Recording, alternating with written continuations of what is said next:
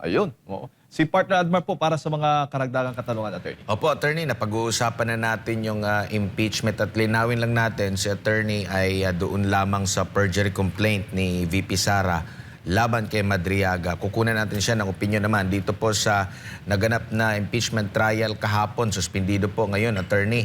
Pero ano po ang nakita ninyo doon po sa ipresenta na witness ng prosekusyon na tinagurian ng hostile witness po? Malinaw na po ba na mayroong kasalanang nagawa ang Vice Presidente at ibinulsa yung pera ng taong bayan doon sa mga pahayag kahapon po, attorney? Hindi tayo naka-monitor masyado kasi nasa OCP Taguig tayo nagpa-file nung complaint affidavit. Nakakita lang tayo ng mga video clips tungkol dun sa nangyari kahapon. At admittedly, hindi din tayo ganun kapamilyar dun sa topic na ito. Ang sa akin lang, base dun sa alam ko, Special Disbursement Officer kasi itong si Gina Acosta. Pero kung ang tanong is dapat siya ba mismo ang kasi ang tinukoy kahapon is sabi under the instructions of the Vice President, tinurn over niya yung confidential funds na withdraw from Land Bank to Colonel Raymond Lachica, who was the OVP security officer. So yung security officer kasi technical term yan na may kinalaman sa confidential funds.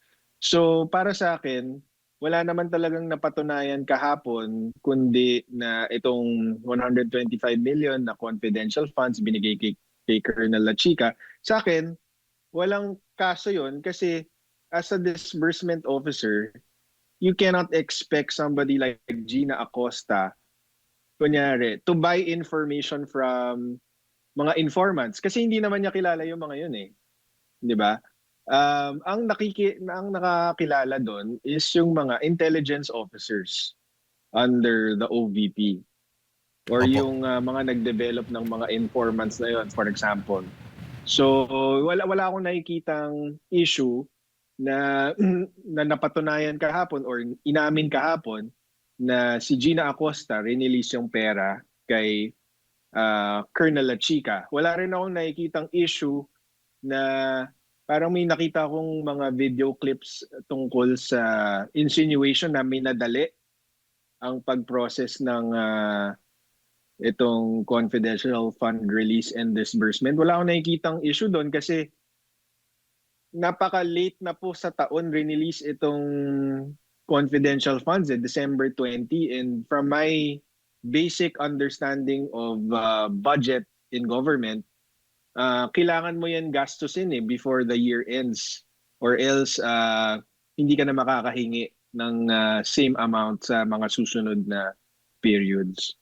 Opo. So definitely dun sa tanong mo, walang napatunayan na nabol sa itong confidential funds. Opo. At wala rin akong nakikitang kasi parang may sinasabi sila tungkol naman dun sa mga bags na kesyo nagtutugma ito doon sa sinabi ng taga-Land Bank, nagtutugma ito doon sa sinabi ni Ramil Madriaga. Para doon kay Madriaga, lahat kasi ng information ni Madriaga na sinabi niya sa affidavit niya ay publicly available information na mula doon sa mga hearings ng House Justice Committee.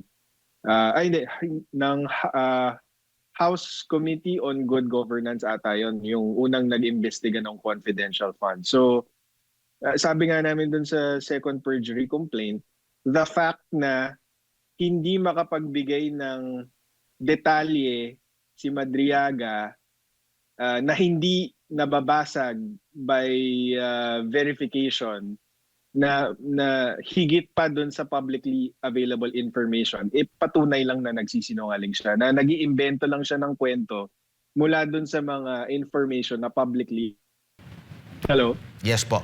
Attorney, so ibig sabihin kahit na siya ay tinaguri ang special yung SDO kumbaga, officer na nagdi-disburse, hindi siya obligado na umakyat ng bundok, humarap doon sa mga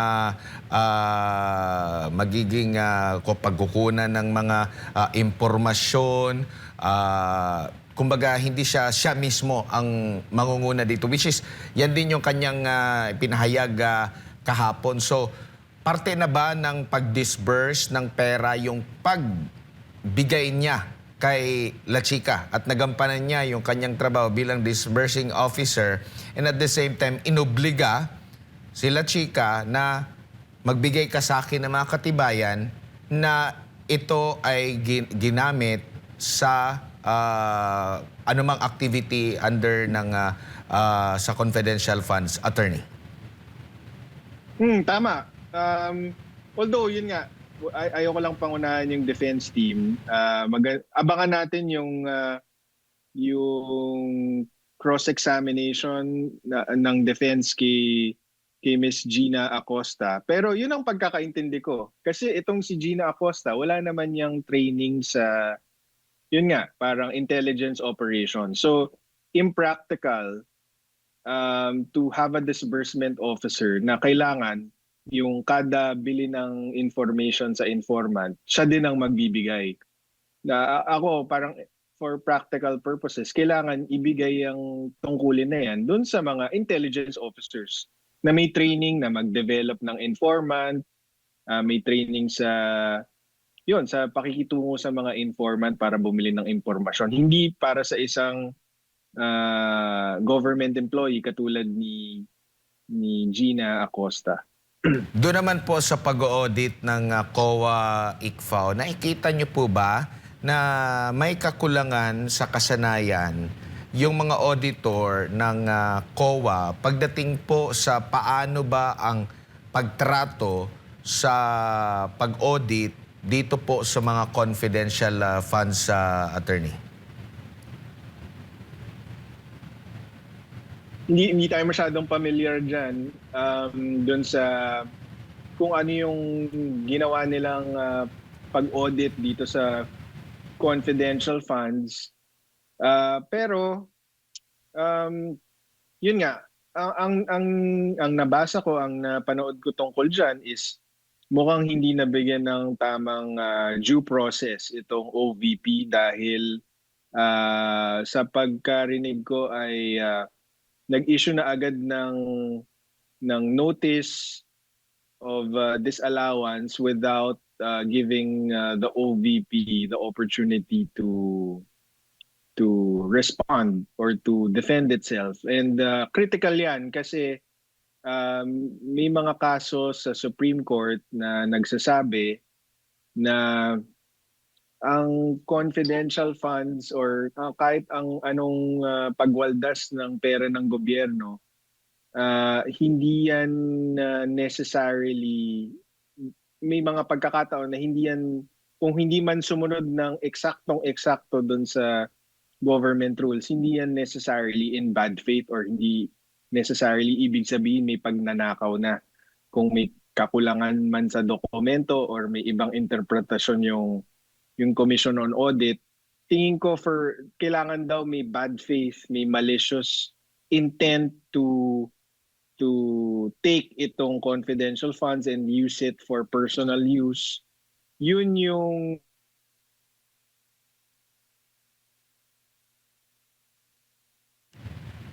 Opo, attorney. Opo. Ayusin lang natin yung signal ng ating komunikasyon po, mga kapartner.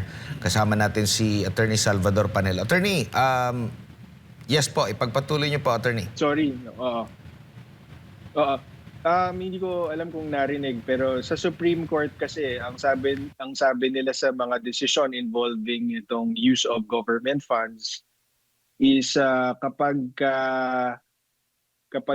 merong umabot na COA case sa Supreme Court at meron ngang unaccounted for funds or funds na hindi kompleto yung dokumento, hindi ibig sabihin otomatiko na ninakaw ang pera or kailangan ipag-utos na ibalik ang pera.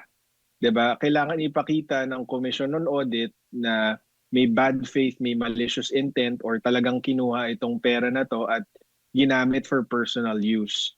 Kapag hindi nila mapatunayan ito, hindi ipapabalik yung pera kasi mukhang nagamit naman ng tama yung government funds pero hindi, kulang lang sa documentation. So sa mga ganong pagkakataon, yun nga, hindi personally liable itong mga.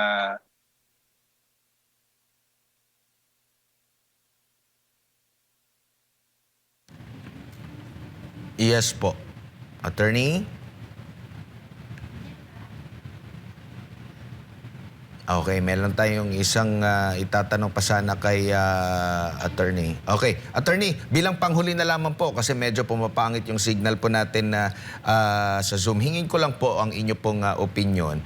Obligado po ba talaga na humarap face-to-face ang pangalawang pangulo o parte na ito ng pagharap at ng pangalawang pangulo sa reklamong inihain laban sa kanya dahil may pahayag po itong isang kongresista at sinisi pa ang pangalawang pangulo dahil parang nagagalit na raw po ang Diyos at inalaw daw niya yung mga pagbaha. Parang sinisi pa siya sa mga pagbaha. Itong ang pangalawang pangulo, sabi pa niya dito, quote-unquote, baha na sa buong Luzon. Anong ginagawa ng ating Vice President? Nagpupunta sa ibang mga bansa. Just imagine, meron tayong impeachment court dito. Dapat humarap siya. Nasaan siya? Ano pong masasabi niyo pa dito, attorney? Mulat sa pool na address na yan ng impeachment court na hindi kailangan humarap si Vice President Sara Duterte in person dyan sa trial at represented naman siya ng mga abogado niya dyan sa defense team. So hindi talaga kinakailangan.